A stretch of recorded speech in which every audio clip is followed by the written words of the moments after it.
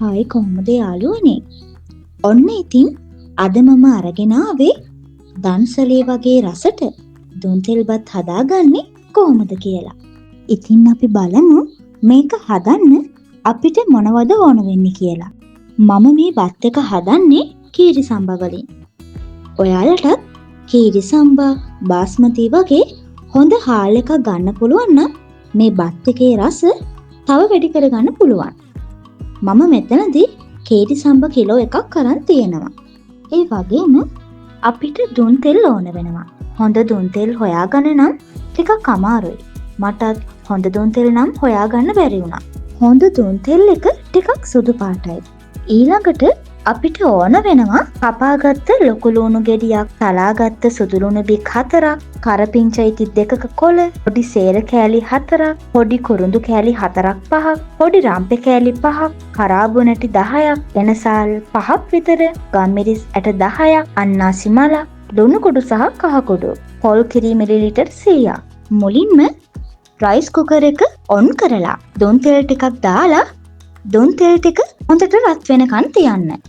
දුන් තෙල් ටික මේ ගානට ආවට පස්සේ අපි ඒකට තලාගත්ත සුදු ලුණු බික් 4ක්, කපාගත්ත ලොකු ලුණු ගෙඩියක්, රම්පේ කෑලි 4ක්, තේර කෑලි 5ක්, කරපිංචයිති 2ක්, එනසාල් ඇට 5ක් 6ක්, කරාබු නැටි 10ක්, ගම්මිරිස් ඇට 10ක්, කුරුඳු කෑලි 3-4ක්, ඒ වගේම කෑලි වලට කඩාගත්ත අන්නාසි මලක් දාලා විනාඩි 4ක් විතර බෙද ගන්න.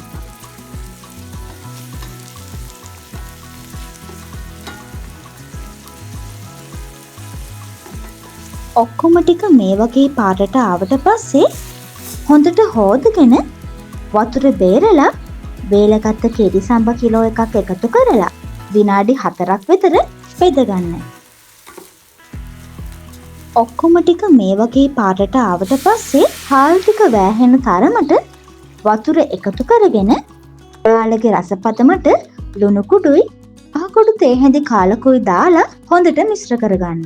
ඔයාලත් හාල් එකට වතුර එකතු කරනකොට හාල් වෑහෙන තරමට වගේ එකතු කරගන්න.